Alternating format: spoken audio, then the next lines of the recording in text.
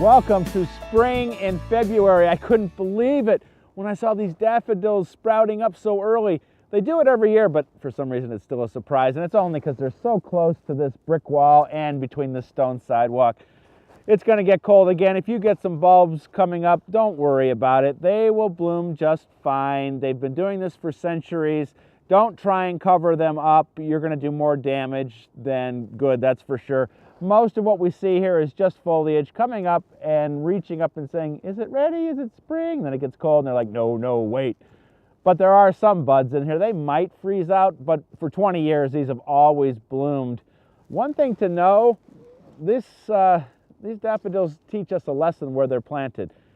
Because they've been coming up, whoever planted them knew what they were doing. They've been coming up for all these years, and they dry out in the summer. Anytime you're thinking about planting bulbs this fall, think about a spot that's going to really dry out in the summer. Now today our main job is pruning. This is the best time of the year to do it. Meet me out in the garden. I don't know if I can get up. I'm too old. Oh, I don't think I ever heard bones creak like that. Well, before we get started, let's talk about the things that we don't want to prune. And here's a perfect example. These are rhododendrons.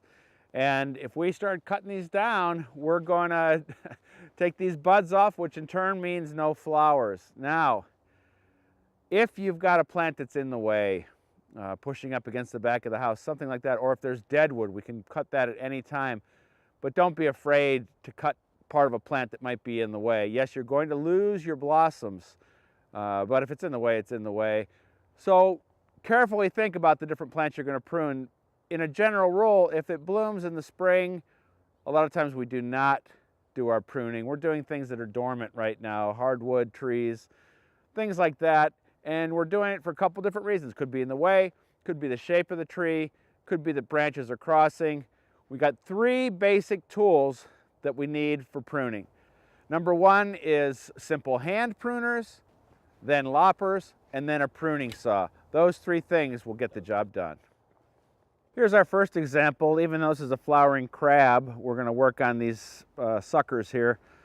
You know, you got a nice trunk here. You got some suckers that came up. They're growing up into the middle of the tree. That's no good.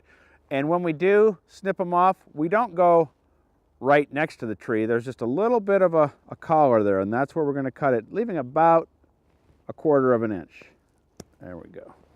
And we got a lower one. There's a couple others on here. I'll do the same thing too. Take your time when you're pruning. Don't just come in here and cut, and then look back and say, what happened to everything? Every cut, step back, take a look, see what you should cut, what you shouldn't. There's no hurry. All right, let me do a couple more here. I've got 2 more here that I want to get rid of. And I'm going to go back in here. That's good, right there. You know, a couple weeks ago we sharpened all these tools, and it makes a big difference when you're working on here. You want a good clean cut. It looks good. All right, let's work with our loppers. This mountain laurel has some low hanging branches that are dead, and we're going to do the same thing we did with the hand pruners, but the hand pruners are too small for this. We want to use the right tool for the right job. Right there, that's a nice sharp pruner. One here. Like I said, deadwood can come off anytime. This is a great time to be pruning. There's nothing else to do in the garden. There we go. Get any bigger than that, we're probably going to have to use the pruning saw, and I've got a couple more dead ones here that are crossing in here that we'll cut off.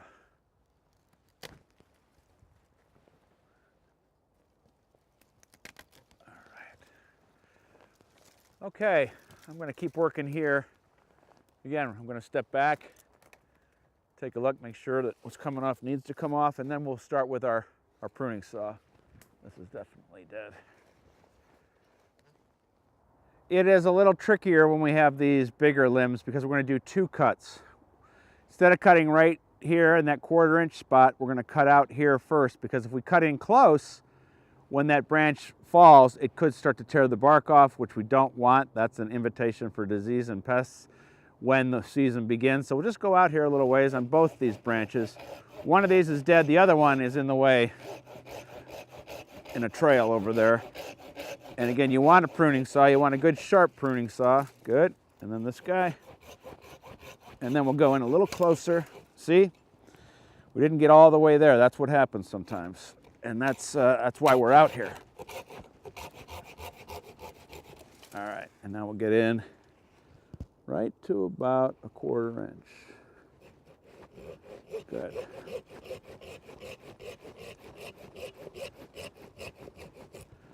And the last one, just to reiterate, when you're going to go out and do this, be sure you know what kind of tree you're cutting and what time of the year you should be cutting it. And there's lots of information online. That's it. And I have a whole forest out there that needs some work. That's next, and then we'll finish up. All right, looks good. One more thing, we don't put any kind of tree sap or anything on here. Experts tell us now that's a way to keep diseases in. Let it heal on its own like that. So one less thing we have to do. Now we'll finish up. Be sure to check me out online at everybodygardens.com. Lots of information there about gardening, blog posts, videos, more stories, and that's where my speaking schedule is. We've got a lot of things coming up, including the Pittsburgh Home and Garden Show. I'll be there every day, and you can come for absolutely free just to come see me speak. You can find all the information there. Until next week, you know where I'm at, up in the forest. We'll see you then.